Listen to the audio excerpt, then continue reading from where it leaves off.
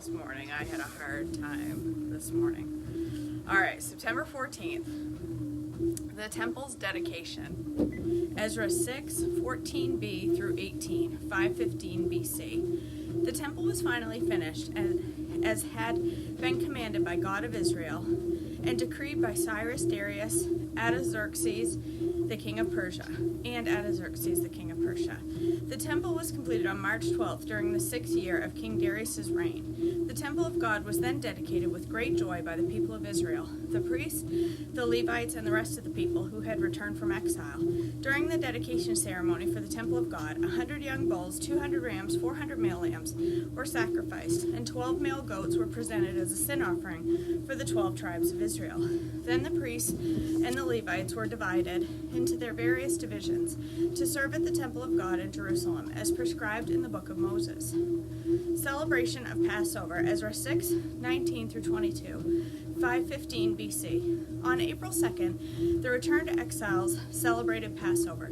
The priests and Levites had purified themselves and were ceremonially clean, so they slaughtered the Passover lamb for the returned exiles, for their fellow priests, and for themselves. The Passover meal was eaten by the people of Israel who had returned from exile, and by the others in the land who had returned from their corrupt practices to worship the Lord, the God of Israel. Then they celebrated the festival of unleavened bread for 7 days. There was great joy throughout the land, because the Lord had caused the king of Assyria to be favorable to them, so that he helped them to rebuild the temple of God,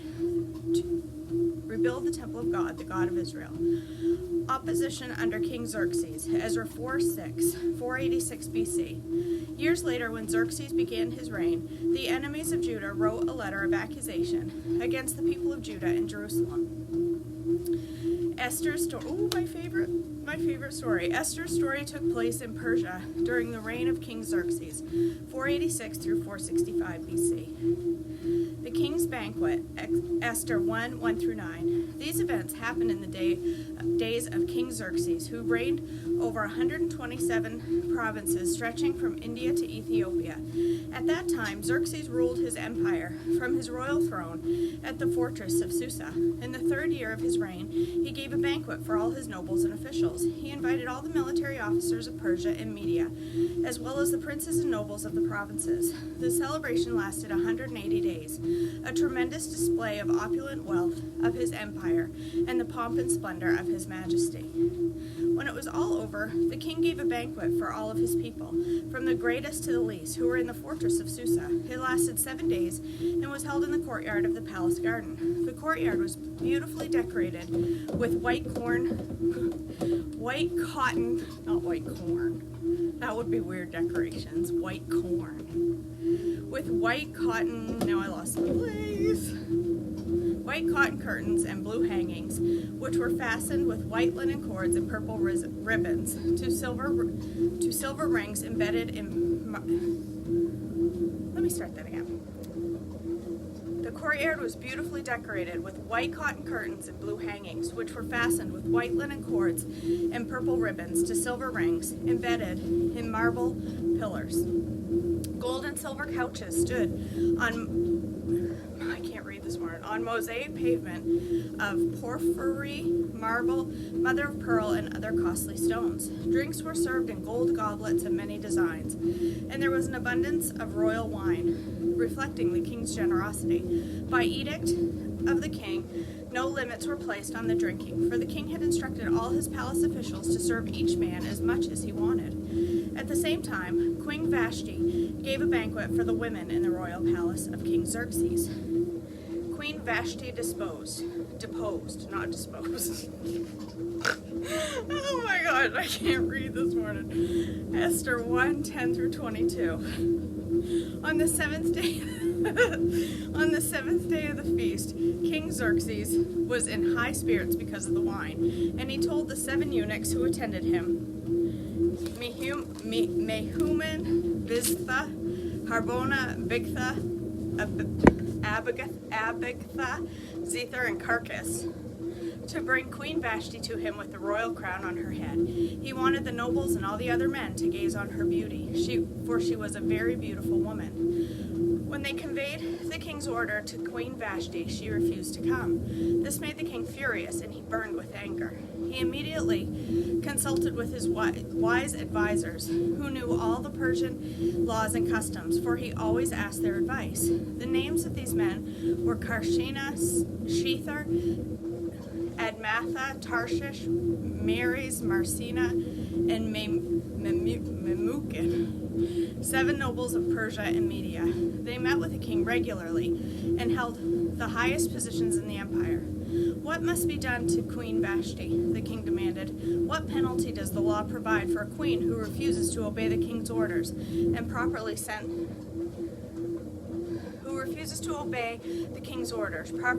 through his eunuchs? Memucan answered the king and his nobles, Queen Vashti has wronged not only the king, but also every noble citizen throughout your empire. Women everywhere will begin to despise their husbands when they learn that Queen Vashti has refused to appear before the king. Before this day is out, the wives of all the king's nobles throughout Persia and Media will hear what the queen did and will start treating their husbands the same way. There will be no end to their contempt and anger. So if it please the king, we suggest that you issue a written decree, a law of the Persians and Medes that cannot be revoked. It should order that Queen Vashti be forever banished from the presence of King Xerxes, and that the king should choose another queen more worthy than she. When this decree is published throughout the king's vast empire, husbands everywhere, whatever their rank, will receive proper respect from their wives. The king and his nobles thought this made good sense, so he followed Memucan's counsel. He sent letters to all parts of the empire, to each province in its own script and language, proclaiming that every man should be the ruler of his home and should say whatever he pleases. Esther becomes queen. Esther 2:1-14, 479 BC. But after Xerxes' anger had subsided, he began thinking about Vashti and what she had done and the decree he had made. So his personal attendants suggested, let us search the empire to find a beautiful young virgin for the king. Let the king appoint agents in each province to bring these beautiful young women into the royal harem at the fortress of Susa. Haggai, the king's eunuch, is in charge of the harem. Will see that they are all given beauty treatments. After that, the young woman who most pleases the king will be made queen instead of Vashti. This advice was very appealing to the king, so he put the plan into effect. At that time, there was a Jewish man in the fortress of Susa whose name was Mordecai, son of Jair. He was from the tribe of Benjamin and was a descendant of Kish and Shammai. His family had been among those who King Jehoiachin of Judah had been exiled from Jerusalem to Babylon by King Nebuchadnezzar. This man had a very beautiful and very lovely young cousin, Hadassah, who was also called Esther. When her father and mother died, Mordecai adopted her into his family and raised her as his own daughter. As a result of the king's decree, Esther, along with many other young women, was brought to the king's harem at the fortress of Susa and placed in Haggai's care. Haggai was very impressed with Esther and treated her kindly. He quickly ordered a special menu for her and provided her with beauty treatments. He also assigned her 7 maids specifically chosen from the king's palace, and he moved her and her maids into the best place in the harem. I can't stop laughing. When it said he ordered a special menu for her, all I could think is if that was me, I'd want chicken tenders and french fries. Oh my gosh. He ordered a special menu. I hope it had chicken tenders and french fries. It's literally where my brain went. It's probably not what was on the menu, but that's what I'd want on my menu. Oh boy. Esther had not told anyone of her nationality and family background because Mordecai had directed her not to do so. Every day, Mordecai would walk near the courtyard of the harem to find out about Esther and what was happening to her. Before each young woman was taken to the king's bed, she was given the prescribed 12 months of beauty treatments, 6 months with oil of myrrh, followed by 6 months with special perfumes and ointments. When it was time for her to go to the king's palace, she was given her choice of whatever clothing or jewelry she wanted to take from the harem. That evening, she was taken to the king's private rooms, and the next morning, she was brought to the second harem, where the king's wives lived. There she would be under the care of Shashgaz, the king's eunuch, in charge of the concubines. She would never go to to the king again unless he had especially enjoyed her and requested her by name. Esther 2:15 through 20, 478 BC. Esther was the daughter of Abihail, who was Mordecai's uncle. Mordecai had adopted his younger cousin Esther. When it was Esther's turn to go to the king, she accepted the advice of Haggai, the eunuch in charge of the harem. She asked for nothing except what he suggested, and she was admired by everyone who saw her. Esther was taken to King Xerxes at the royal palace in the early winter of the 7th year of his reign, and the king loved Esther more than any of the other young women. He was so delighted with her that he set the royal crown on her head and declared her queen instead of Vashti. To celebrate the occasion, he gave a great banquet in Esther's honor for all his nobles and officials, declaring a public holiday for the provinces and giving generous gifts to everyone. Even after all the young women had been transferred to the second harem and Mordecai had become a palace official, Esther continued to keep her family background and nationality a secret. She was still following Mordecai's directions, just as she did when she lived in his home. Mordecai's loyalty to the king, Esther 2:21 through 23. One day, as Mordecai was on duty at the king's gate, two of the eunuchs, Bigthana and Teresh, who were guards at the door of the king's private quarters, became angry at King Xerxes and plotted to assassinate him. But Mordecai heard about the plot and gave the information to Queen Esther. She then told the king about it and gave Mordecai credit for the report. When an investigation was made and Mordecai's story was found to be true, the two men were impaled on a sharpened pole. This was all recorded in the book of the history of King Xerxes' reign. Haman's plot against the Jews, Esther 3:1 through 15, 474 BC. Sometime later, King Xerxes promoted Haman, son of Hammedatha, the Agagite, over all the other nobles, making him the most powerful official in the empire. All the king's officials would bow down before Haman to show him respect whenever he passed by. For so the king had commanded, but Mordecai refused to bow down or show him respect. Then the palace officials at the king's gate asked Mordecai, "Why are you disobeying the king's command?" They spoke to him day after day, but he still refused to comply with the order. So they spoke to Haman about this to see if he would tolerate Mordecai's conduct, since Mordecai had told them he was a Jew. When Haman saw that Mordecai would not bow down or show him respect, he was filled with rage. He had learned Mordecai's nationality, so he decided it was not enough to lay hands on Mordecai alone. Instead, he looked for a way to destroy all the Jews throughout the entire empire of Xerxes. So in the month of April, during the 12th year of King Xerxes' reigns, lots were cast in Haman's presence. The lots were called Purim, to determine the best day and month to take action. And the day selected was March 7th, nearly a year later. Then Haman approached King Xerxes and said, "There is a certain race of people scattered throughout all the provinces of your empire who keep themselves separate from everyone else. Their laws are different from those of the other people, and they refuse to obey the laws of the king. So it is not in the king's interest to let them live. If it please the king, issue a decree that they be destroyed, and I will give 10,000 large sacks of silver to the government administrators to be deposited in the royal treasury." The king agreed, confirming his decision by removing his signet ring from his finger and giving it to Haman, son of Hammedatha, the Agagite, the enemy of the Jews. The king said, "The money and the people are both yours to do with as you see fit." So on April 17th, the king's secretaries were summoned, and a decree was written exactly as Haman dictated. It was sent to the king's highest officers, the governors of the respective provinces, and the nobles of each province in their own scripts and languages. The decree was written in the name of King Xerxes and sealed with the king's signet ring. Dispatches were sent by swift messengers into all the provinces of the empire, giving the order that all the Jews, young and old, including women and children, must be killed, slaughtered, and annihilated on a single day. This was scheduled to happen March 7th. Can you imagine how terrifying that would be as a Jew? The property of the Jews would be given to those who killed them.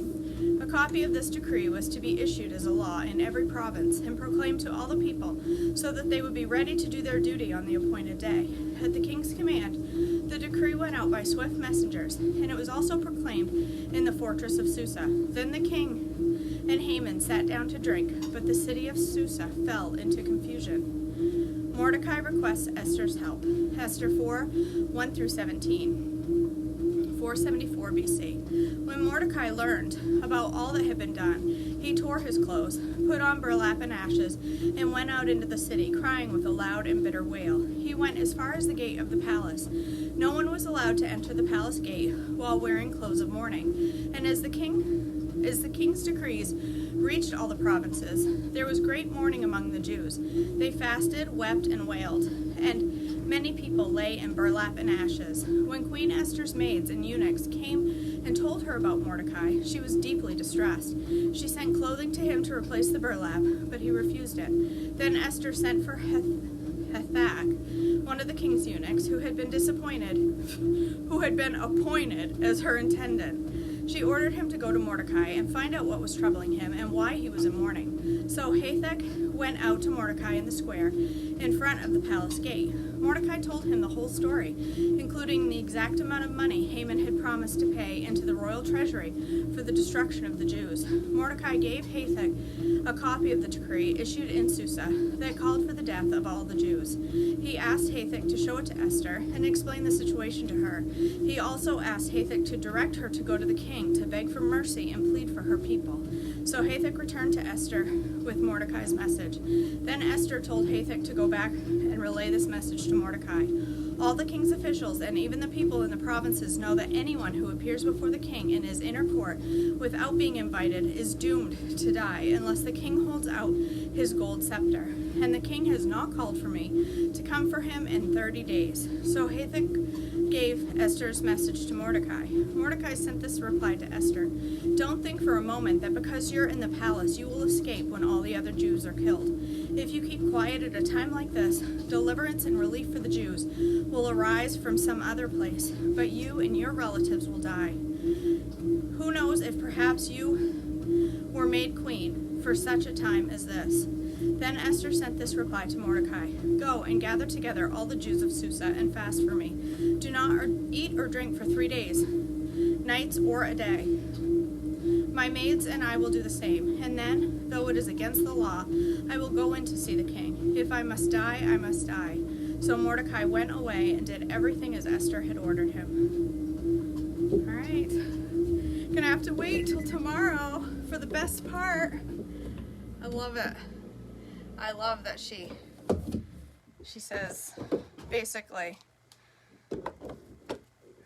I'm going to risk my life to save my people. I love it. I love it. I think it's just amazing. I can't imagine the terror that lived in people back then under that kind of rule. I hope I never have to imagine it. But the terror, you know, the control he had over the people and the terror they had to live in. I can't imagine. So, all right, I know, me too, Anne-Marie. We gotta wait till tomorrow. It'll bring you back tomorrow morning. All right, I'm gonna go upstairs. I was going to make an E this morning. I was gonna make apple pancakes, and then I thought about apple waffles. I had some apples, but I didn't sleep for nothing last night. I had a bad night, and I need coffee, like a lot of it right now. So I'm going to make another coffee concoction. I'm going to make a caramel apple pie coffee concoction. An iced latte, of course. Hobby.